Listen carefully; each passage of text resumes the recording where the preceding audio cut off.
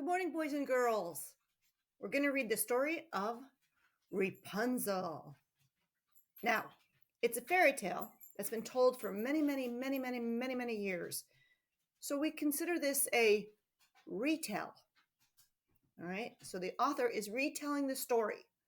So there's many different versions. All right. And of course, this is also Mrs. Miller's version. Okay.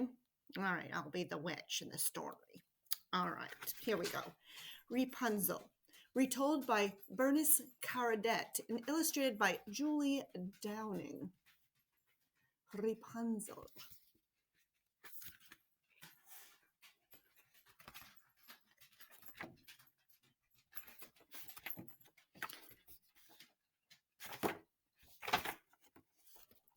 Once upon a time, a husband and wife lived next door to a powerful witch.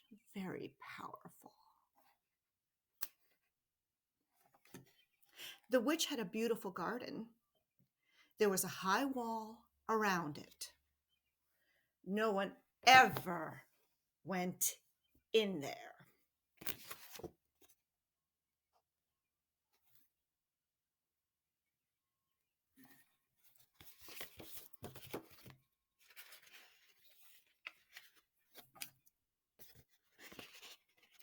But the wife could see over the wall from her window upstairs. One day she saw some new green plants growing in the witch's garden. They were tender radish plants called Rapunzels. When I was a kid, it was called rampion, but this is called Rapunzels. As soon as she saw them, the wife wanted to eat them. She wanted them so much, she would not eat anything else. She grew thinner and thinner until her husband said, "Dear wife, what is wrong with you?"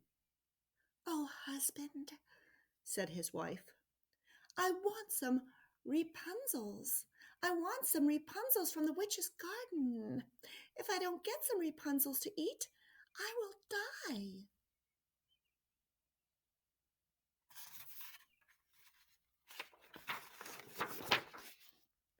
That night, the husband climbed over the garden wall. He grabbed a handful of Rapunzels and took them home to his wife. The wife ate all the Rapunzels at once. The next day, she begged for more. Oh, that's my dog, sorry. So, after dark, the husband returned to the witch's garden. But this time, the witch was there. "Thief!" she shouted. "Oh, please," said the man. "I must have Rapunzels for my wife. She says she will die without them."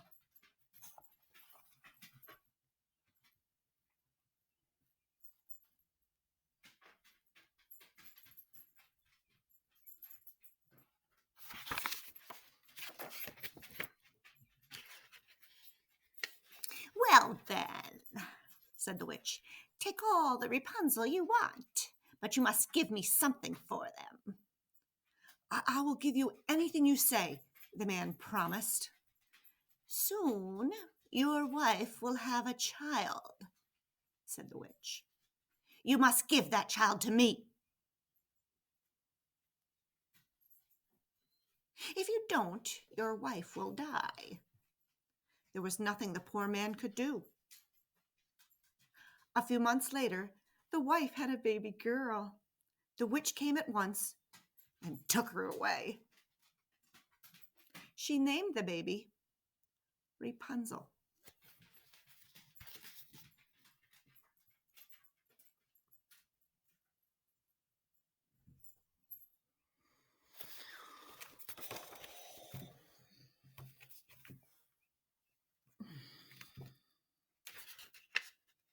Each year, Rapunzel grew more and more beautiful.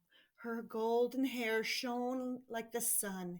It was so long it trailed on the ground in a golden path behind her.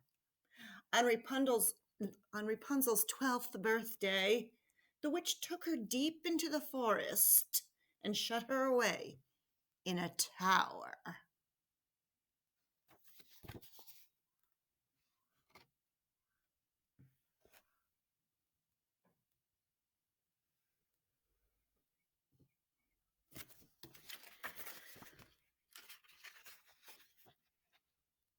There were no stairs in the tower. There was not even a door. There was only a window way up at the top. Each day the witch would come to the tower and call, Rapunzel, Rapunzel, let down your hair. Then Rapunzel would unpin her long, long braid and let it down from the window. The witch would grab the end and climb up.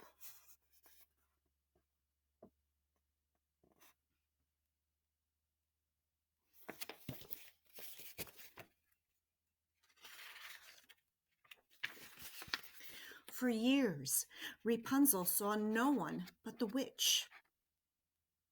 Then one day, a prince came riding through the forest.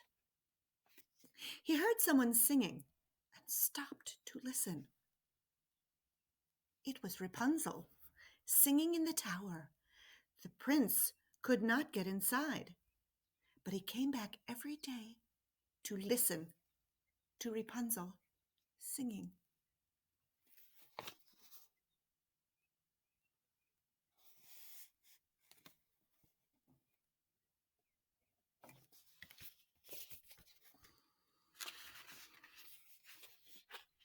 One morning, he saw the witch coming. He hid behind a tree and heard the witch call, Rapunzel, Rapunzel, let down your hair. Then a long golden braid came down from the window and the witch climbed up. The prince waited until the witch left. Then he ran to the tower and called, Rapunzel, Rapunzel, let down your hair. In a moment, the golden braid came down from the window. Quickly, the prince climbed up.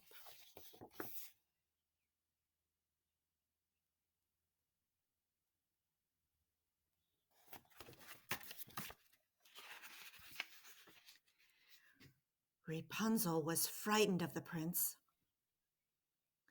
but his gentleness won her love. Soon she agreed to leave the tower and be his wife. But how could she get out? Bring me some strong silk thread, she said, and I will weave a ladder.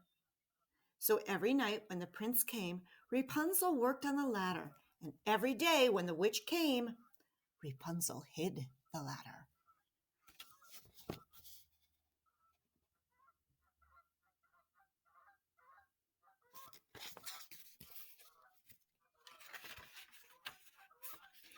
One day, Rapunzel was very tired. Without thinking, she asked the witch, Why don't you climb up like the prince? He is gentle and quick, and you are slow and clumsy. Wicked child! Screamed the witch. What are you saying? I hid you away here so no one would find you. What have you done? You tricked me! You tricked me! The witch was so angry, she cut off Rapunzel's braid.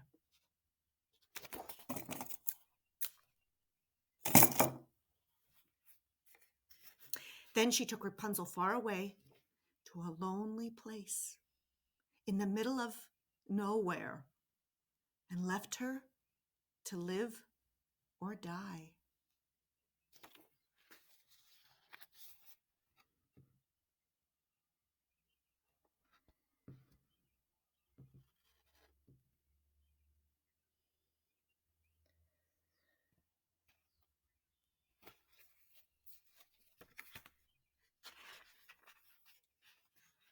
That very evening, the prince came and called, Rapunzel, Rapunzel, let down your hair."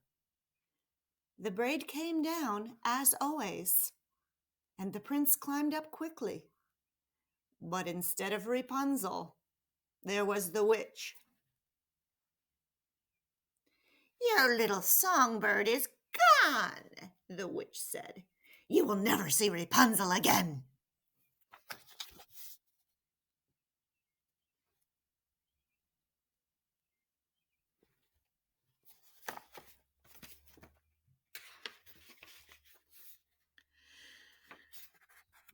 When he heard those terrible words, the prince jumped from the tower. He landed in a thorn bush, and the thorns scratched his eyes. From that moment, the prince was blind.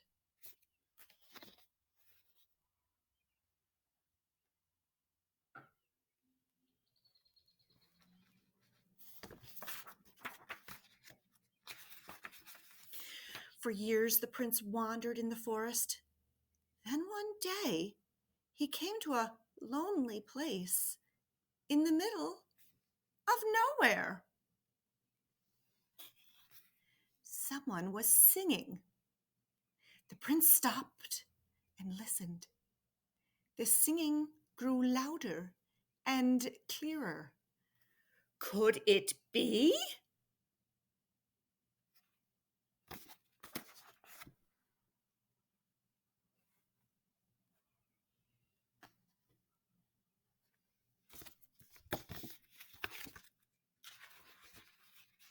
It was Rapunzel. Rapunzel knew the prince at once and ran to meet him. And when she saw he was blind, she began to cry. Her tears fell on the prince's eyes, and suddenly he could see again.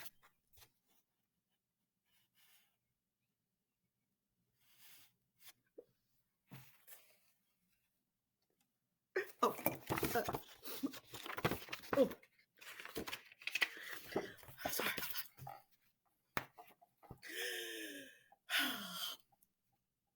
The prince took Rapunzel to his kingdom. There they were married and lived happily ever after together for a long, long time. And I bet you the witch wasn't invited. But I think those might be Rapunzel's parents. Wonderful, wonderful ending. And that, boys and girls, is a retold version, not Disney's, of Rapunzel. I hope you enjoyed it.